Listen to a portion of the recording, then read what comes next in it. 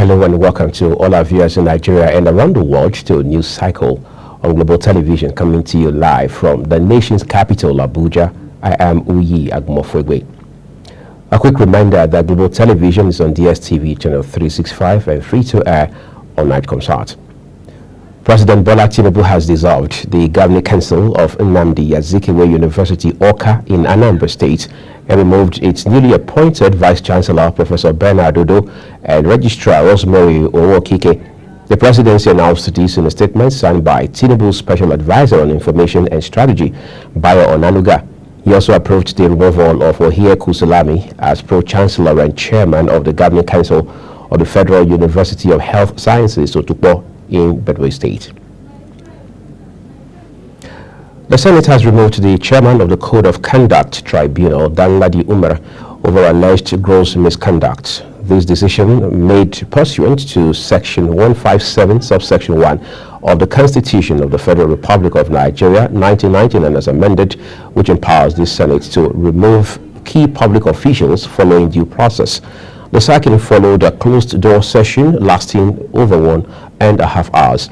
Upon resumption of plenary, the Senate announced that more than 84 lawmakers had supported the decision. 4 days after Ondo State governorship election, the Independent National Electoral Commission, INEC, has presented certificates of return to Ondo State Governor-elect Lucky Aiyedatiwa and his deputy, Adelami Olayide. Our correspondent, Edika Michael, has the report. At a brief ceremony at the INEC headquarters in Abuja, the INEC chairman, Professor Mahmood Yakubu, commends the people of Ondo for peaceful conduct during the election. The INEC chairman, who was represented by Professor Kunle Ajayi, supervising National Commission of Ondo elections, urges the governor-elect and the deputy to uphold the democratic principles by delivering good governance. And this symbolizes the official acknowledgement of the mandate conferred by the good people of Ondo State on the 16th November 2024.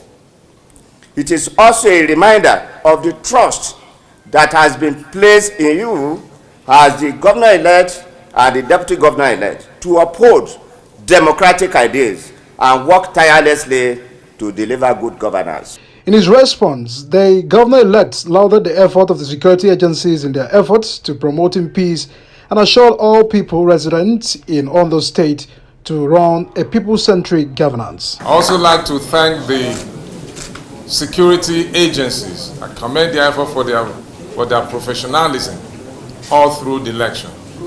They provided security for both lives and properties and materials, and the election have been adjudged as one of the most peaceful elections in Nigeria. Aiyedatiwa of APC defeated Abola Ajayi of the People's Democratic Party and 15 other candidates. He won across all 18 local government areas of the state, polling 366,781 votes against Ajayi's 117,845 votes. The governor also has promised dividends of democracy to the people of Ondo on the occasion of his certificate of return, reiterating his commitment to give back to the society by some infrastructural development on these 4 years. Edikan Michael from the INEC headquarters of Abuja, reporting for Global TV News. Thank you, Edika Michael, reporting from INEC headquarters in Abuja.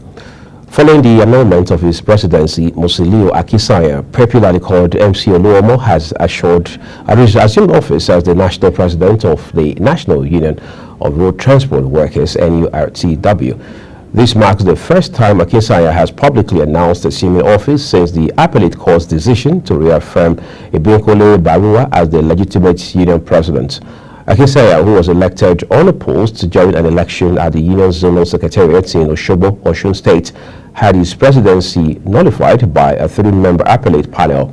The panel, comprising Justices Hamad Barka Nnamdi Dingba and Asmau Akombi, upheld the National Industrial Court's earlier ruling of 11 March, which recognized Barua as the duly elected president. The head of the Civil Service of the Federation, Didi Walsin Jack, has unveiled an online portal to enhance the accessibility of government circulars for civil servants. Wilson Jack, while speaking at the launch event in Abuja, described circulars as essential tools for governance and administration within the civil service, as they provide direction, clarify policies, and ensure that decisions are communicated consistently across the service. The head of service pointed out that the recurring challenge has been the accessibility and retention of these critical documents that have disrupted seamless service delivery, noting that the new compendium of circulars would improve transparency, efficiency, and effectiveness in the civil service. Nigeria's First Lady, Senator Oluremi Tinubu, has called for sustained efforts towards achieving gender equality in the country. The First Lady, while speaking at the 2024 Gender Conference held at the University of Lagos, says gender equality is essential to achieving a peaceful, equitable society and sustainable development. She also emphasized the significance of justice, equity, and empowerment in advancing society. Zamfara State Commissioner of Police Mohammed Dalijan has disclosed that a 58-year-old Algerian national has been detained for alleged transborder arms trafficking. Dalijan, speaking in the state capital Gusau, says the police recovered 16 AK-47 rifles during various raids within the last 3 weeks. He stated that the command also recovered one double-barrel and one locally made pistol from a suspected arms manufacturer based in Jos in Plateau State. The commissioner also revealed that the police detained some illegal gold miners and recovered several mining excavators, warning that the federal and state government had banned illegal mining, which is still in force. Let's turn to Nigeria's southeast now, where Abia State Homeland Security has launched a statewide campaign on the government's tripod emergency system through a work show in Umuahia, the state capital. Senior Special Assistant to the Governor on Homeland Security, Fire and Medical Emergencies, Chuku Weneye Alajimba, noted the need for the system, insisting that the system integrates security, medical, and fire services designed to enhance life-saving emergencies across the state. He also said ambulances have been strategically stationed in Umuahia, Aba, and Ohafia for emergencies, and patrol vans will be sent to rural communities for emergency calls. The maiden edition of the Tertiary Trust's Fund National Research Fair and Exhibition holding at the Eagle Square in Abuja has brought together innovators from around the country, showcasing different inventions. The exhibition is aimed at bridging the gap between research, innovation, and the market. Ramsin Enoch Agbo, who has been following the event, now reports. Right here, we are live at the Eagle Square in Abuja, where the maiden edition of the National Research and Exhibition Fair is happening. This is multi-air cyclone system for kaolin beneficiation. Kaolin is a solid mineral abundant in almost every state in this country. But it is very useful in the production of paints. It is used in the production of rubber, used in production of rubber making, in plastic, and in ceramic materials. This machine here is called movable Bambara nut shelling and cleaning machine. It's a sheller. And this project came as a result of the wastages we encountered. Most farmers produce this Bambara nut, but because of the tediousness of the processing, sometimes it ended up wasted. What we have here is our products, innovations from data staple in terms of Washuku. What you are seeing here now is what we call DSPG Smart Campus. It's actually a model, and it tends to solve problems of security on campus, revenue generation, power solutions. Our vehicles are e-vehicles. They run on lithium batteries and they are rechargeable. This one can be charged either directly with electricity, or you can charge it with the solar panel that it is carrying. These are people from different universities, individuals that have come up with different ideas. Ramsey Enoch Agbo reporting for Global Television. Thank you so much, Ramsey. Former Director of Strategy and Communications to former President Goodluck Jonathan, Jackson O'Day, has criticized the federal government and the proscribed indigenous peoples of Biafra over the ongoing violence and killings in the southeast.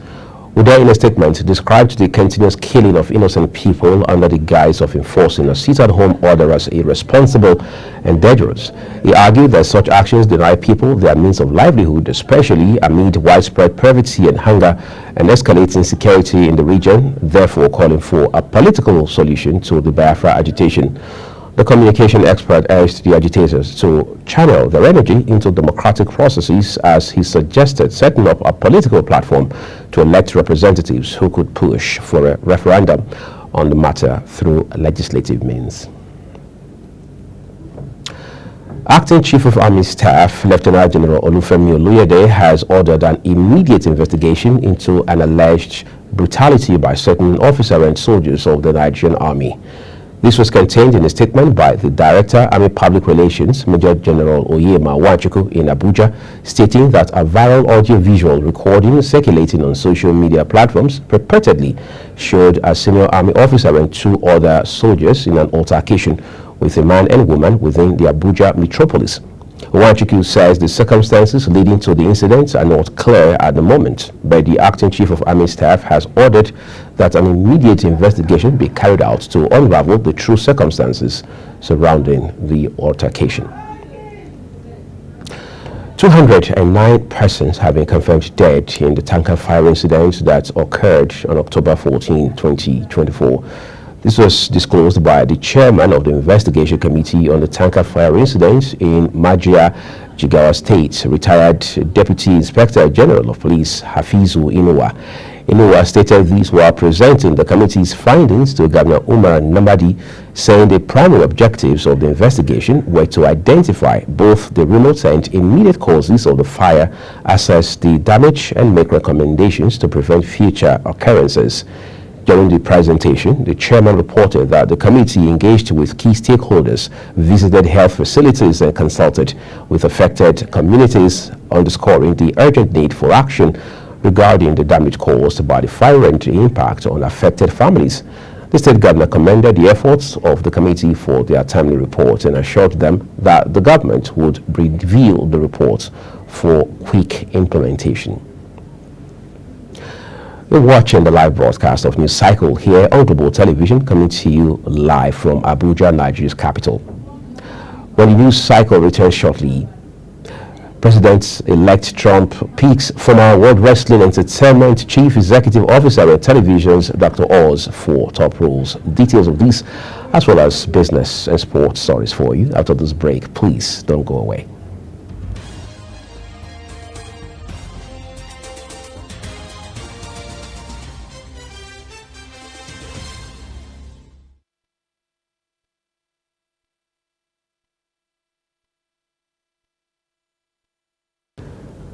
Thank you everyone for staying with us here on News Cycle. Now let's turn to business. The House of Representatives has mandated electricity distribution companies, also called DISCOs, to undertake a 500 billion naira recapitalization to enhance their financial stability and ensure they can efficiently meet their obligations to the Nigerian public. The resolution followed the adoption of a motion titled "Need to Address the Activities of Distribution Companies in Nigeria," sponsored by Ayokunle Isiaka, member representing Ifo Ewekoro Federal Constituency of Ogun State. Isiaka highlighted that the recent actions by the power distributors have posed a significant threat to the nation's economic stability and welfare of Nigerians, expressing concern that despite Nigerians paying for electricity meter installations, distribution companies are still demanding additional payments for the replacement of these meters under controversial circumstances. Let's take it to Lagos State now, where the governor, Babajide Sanwo-Olu, says there is need for Nigeria to increase its exportation capacity to revamp its economy. The governor, who stated this as the guest lecturer at the 36th convocation ceremony of Yaba College of Technology, noted that the crisis of foreign exchange is one of the fundamental issues at the root of the nation's lingering economic situation. Sanwo-Olu's lecture on developing exportable alternatives for Nigeria's economic recovery, explained that over-dependence on foreign exchange has done far more harm than good to the nation's economy and people's mindset. He also commended President Bola Tinubu's administration for laying the foundation for improving export capacity to reposition the Nigerian economy.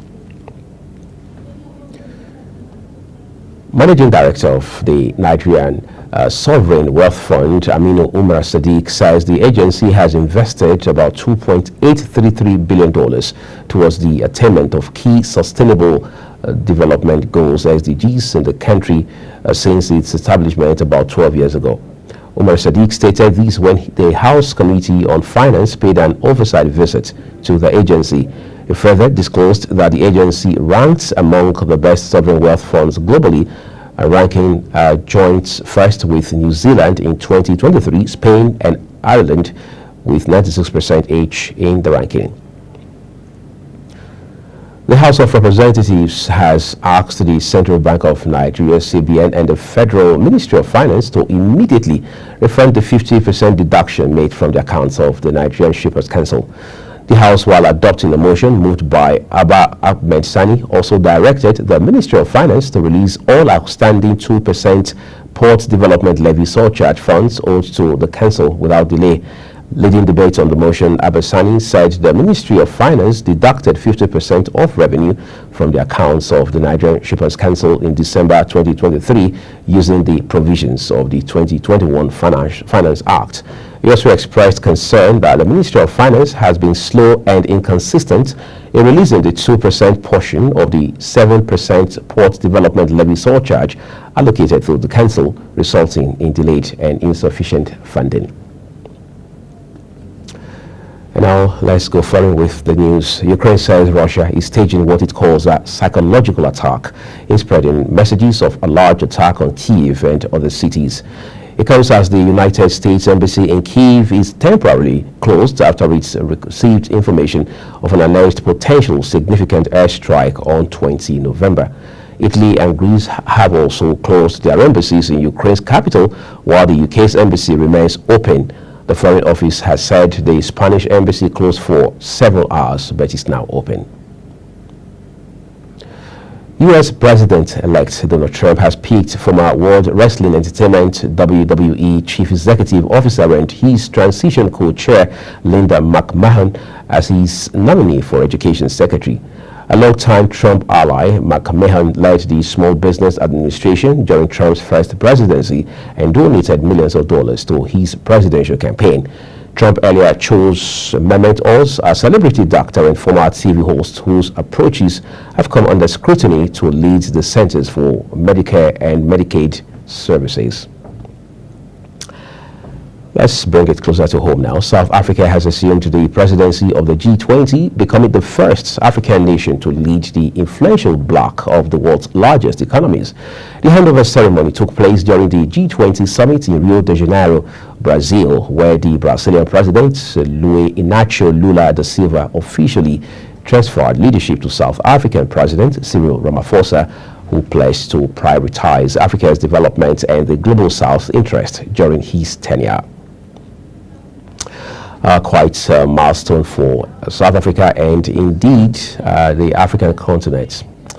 Let's take into the world of sports, which has always been exciting. Italian Serie A club Genoa FC has announced the appointment of former Arsenal and Manchester City midfielder Patrick Vieira as its new head coach. The club made these announcements in a statement published on its website, saying the new coach will oversee his first training session following the formalization of his contract at the Villa Rostand headquarters.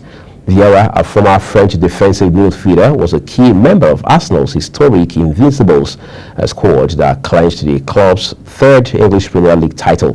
Vieira, who lifted the FIFA World Cup in 1998 with France, played alongside French teammates Thierry Henry and Robert Pires, among others. Super Eagles Ademola Lookman has been shortlisted for Serie A Forward of the Year category at the prestigious Grand Gala del Chacho Awards. This follows the Nigerian football forward's outstanding performance for Atalanta. The 27-year-old Lukman will face challenge from Inter Milan duo of Lautaro Martinez and Marcus Thuram, as well as AC Milan's Rafael Leao for the award. His nomination comes after a remarkable season that saw him emerge as Europe's most productive attacking player in the later stages of the 2023-2024 campaign, registering 14 goal contributions. And that just makes it more exciting here on sports. That's your news cycle, and it came to you live from Nigeria's capital, Abuja. A quick reminder that Global Television is on DSTV, channel 365, start times 276, and free to air on Nightcomsat. We encourage you to follow us across all of our social media platforms using the handle at Global TVNG and others, as you now see on your screen. I'm Uyag Mofube, saying a big thank you to you for watching. Bye-bye.